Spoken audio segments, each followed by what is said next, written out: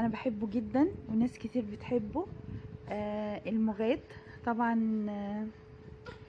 المقادير سهلة وبسيطة. معانا معلقتين سمنة، تكون يا ريت سمنة بلدي نوعها كويس، بتفرق جدا في الطعم. وكمان السكر على حسب الرغبة براحتكم. ومعانا 5 معالق مغاد، وسمسم وجوز الهند، لو في مكسرات ماشي، زبيب براحتكم. ومية طبعا، مية عادية، مية مغلية عادي. الطريقة سهلة جدا. بالنسبة للي بيعرف يعمل البشاميل هتبقى سهلة قوي، بس مش عارفة ليه في ناس كتير مش بتعرف تعمله يعني، او بيقولوا ما بيعرفوش، لان هو سهل جدا. هنجيب حلة وهنحط فيها السمنة طبعا.